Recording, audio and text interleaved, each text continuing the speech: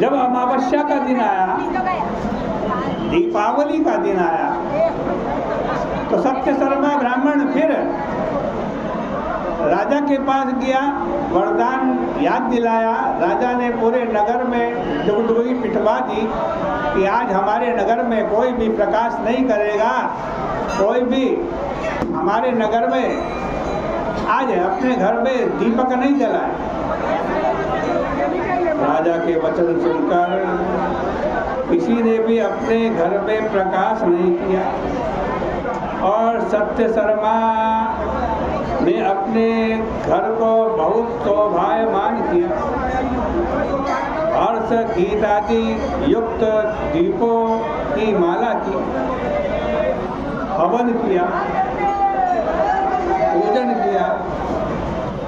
अब रात्रि का समय, लक्ष्मी जी घूम रही है। लक्ष्मी जी ने चारों ओर अंधकार ही अंधकार देखा।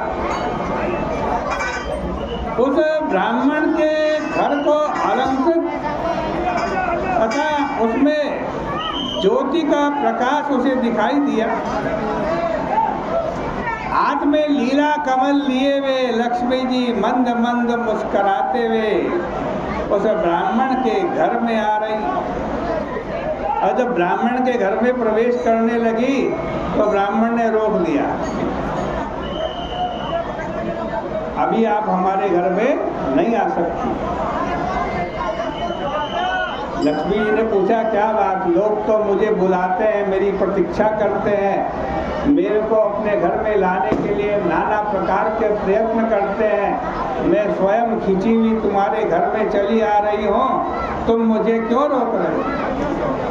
ब्राह्मण ने कहा, तुम बड़ी कठोर हो और तुम्हारे पति भी कठोर हो। मैंने कई वर्षों तक लक्ष्मी नारायण दोनों का पूजन किया, फिर भी तुम प्रसन्न नहीं हुई, मेरे घर नहीं आई। लक्ष्मी ने कहा, अब तो आ रही हो, अब तो आने दो, अब प्रसन्न हूँ, आने दो। लक्ष्मी जी फिर ब्राह्मण के घर में बढ़ने लगी।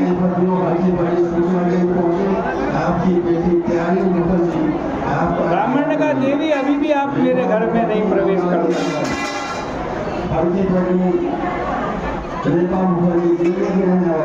ब्राह्मण ने पूछा, ब्राह्मण ने जब कहा तो लक्ष्मी जी ने कहा, क्या बात? ब्राह्मण ने कहा, देवी आप बड़ी चंचल हो, एक जगह स्थिर नहीं रहती हो, आज मेरे घर में हो, कल के निकल के दूसरे घर में चली जाओ।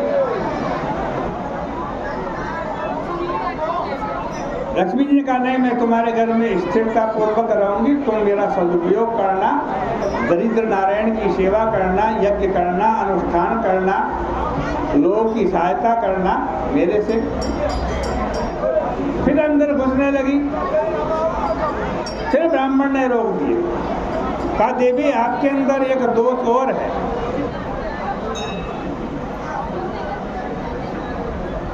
आप जिसके घर में जाती हो उसके घर में आज कई सारी बुराई आती है। धनवान व्यक्ति है, धनवान व्यक्ति के अंदर बहुत सारी बुराइयां आ जाती हैं, मदिरा पान करने लगता है, जुआ खेलने लगता है, धन के कारण भाई भाई में झगड़ा हो जाता है, पिता पुत्र में झगड़ा हो जाता है। मेरे घर आप आओगे तो मेरे बच्चों में ही झगड़ा हो गया तो फिर क्या फायदा आपके आने? लक्ष्मी जी ने कहा,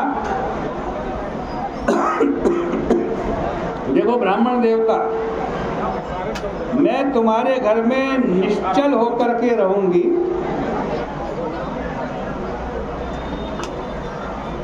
तीन वंश पर्यंत रहूंगी, तुम विधि पूर्वक आज के दिन मेरा भोजन करो।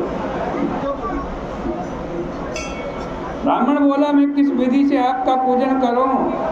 महालक्ष्मी बोली कि जो पुरुष कार्तिक मास की अमावस्या को घी से अथवा तिल के तेल से दीपमाला करता है, वह पुरुष जितने दीप होते हैं उतने हजार युग रुद्र लोक में रहता है। कार्तिक मास की अमावस्या को प्रातःकाल स्नान करके देव पितृ का पूजन करें। दिन के तीसरे भाग में श्राद्ध करें। अनेक प्रकार के भोजन करके आज ब्राह्मणों को भोजन करा। प्रदोष के समय दीपमाला करें। अपने घर में तुलसी, ब्राह्मण, देवता के मंदिर में, शमशान में, आज कहते हैं चौक में, गौशाला में, घर में, इन सब जगह दीपक जला।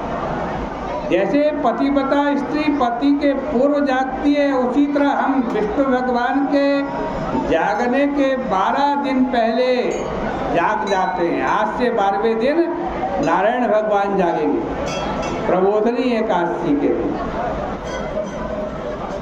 अमावस्या के दिन बाल, वृद्ध, रोगी इनको छोड़कर और कोई भोजन न करे। शाम को पूजन कर।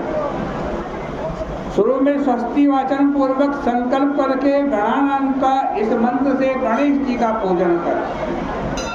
शुल्कश्चेकदन्तश्च कपिलो गजकर्ण का यह स्तोत्र 16 प्रकार की सामग्री से विधि युक्त पूजन कर।